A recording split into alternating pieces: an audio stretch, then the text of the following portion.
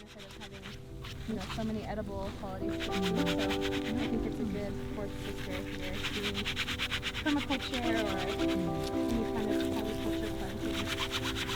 So it's a pot. It's not better to do this dry. Really? Yeah, I was kind of creepy. I was like, oh, you're really not. Yeah, I heard it's not that bad, but So today is our last community volunteer day of the season.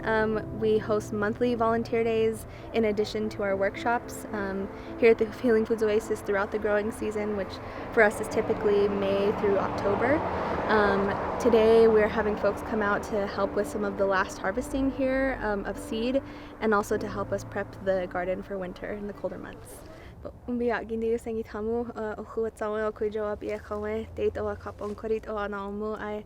Kaylee Warren. I'm from the Pueblos of Santa Clara and Isleta. I work as the Environmental Justice Program Coordinator for Tewa Women United. I've been in this role for a little bit more than a year, and during this time I've been one of the co-managers of the Española Healing Foods Oasis. We have about 10 people who come out today, not including all of our staff who are here, so it's a really solid turnout, I think, of folks from the community who come to help us. We have a lot of regulars who come and help us with the garden maintenance.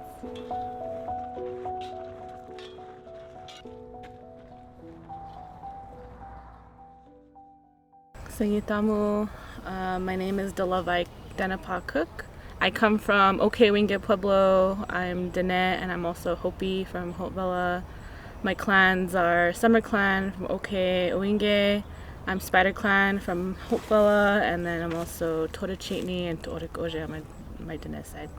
And I am the Environmental Health and Justice Manager for Tewa Women United. Well, right now we're harvesting amaranth, corn, some squash.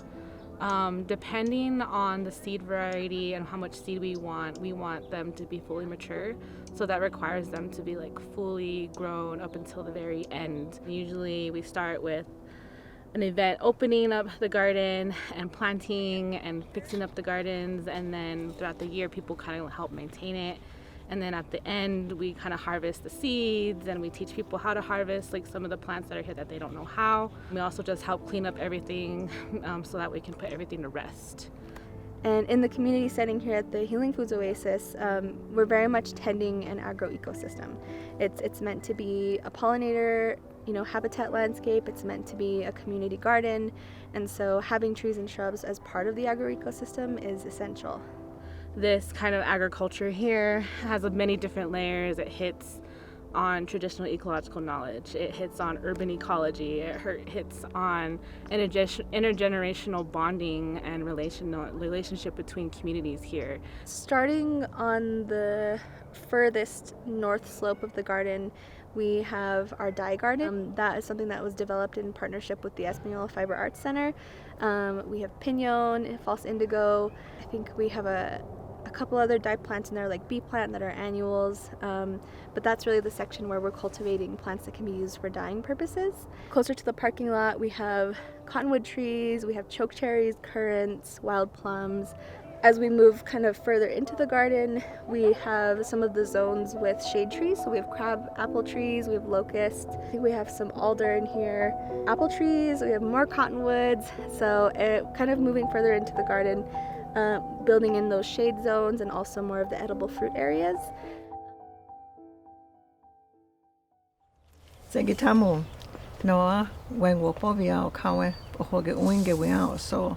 Nene tewa nang duea honere I kema hana bit ori mua nang o chukuyari o mari in anima eari hirokuta tori netaki. So good morning. I said my Indian name, Kathy Wempovi Sanchez. I am from San Alfonso Pueblo, and I've grown up here in the Tewa homelands.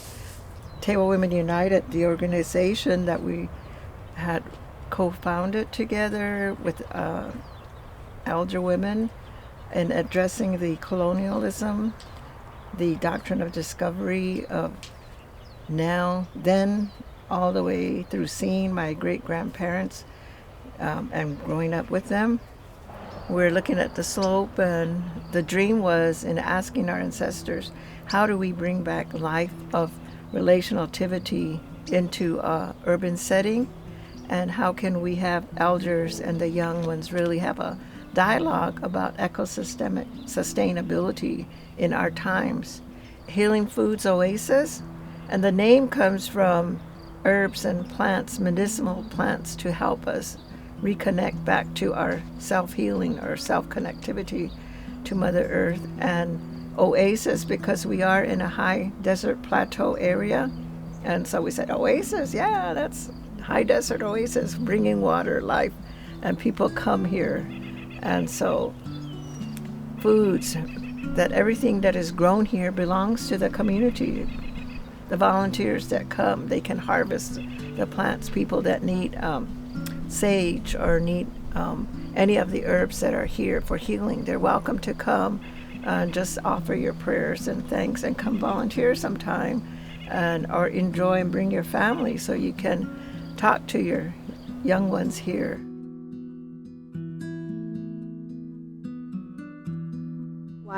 Why here? Why in Española? Why at Valdez Park?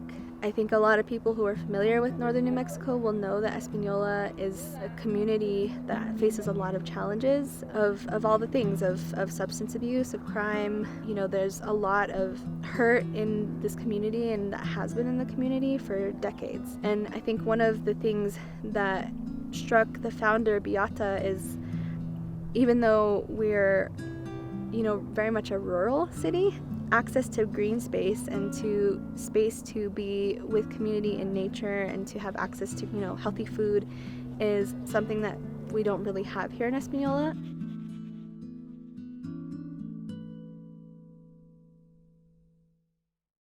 Ubiat gindi ne huahi wop ovi ne hapo winge amu harake at oa amu. My name is Beata Tsosie. I'm from Santa Clara Pueblo and El Rito. I'm currently the organizational director for Breath of My Heart Birthplace in traditional Hapo Winge territory, also known as Española, New Mexico. The work in the Healing Foods Oasis, that was a response of the realities of the environmental violence we're surrounded by.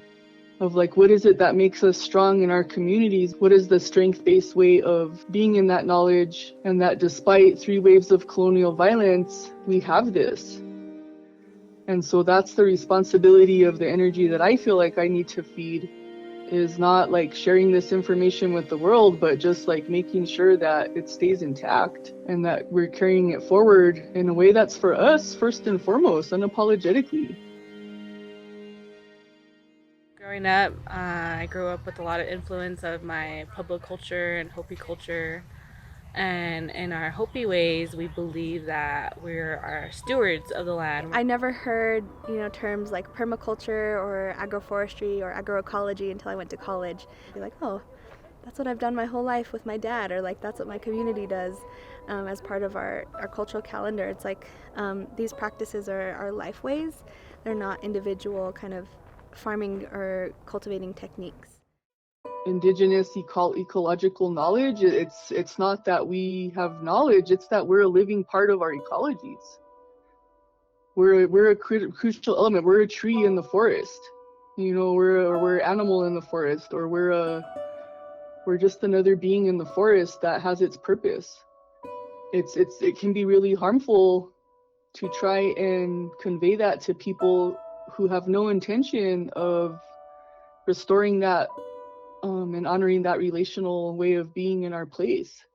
At Tewa Women United, and within environmental justice programs specifically, a lot of our work is focused on the protection of those most vulnerable. Half of our work is in this food and seed sovereignty realm, and the other half of our work is in environmental justice advocacy.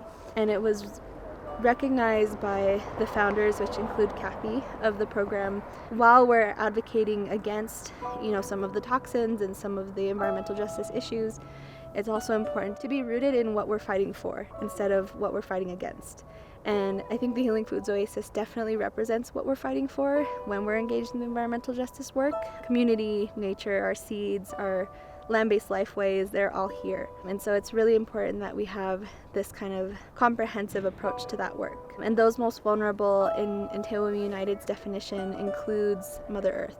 So when we're talking about protection standards or advocating for protections, we always include the earth and pollinators and plants within that, because we recognize that they're our relatives and our neighbors, and they also deserve advocacy.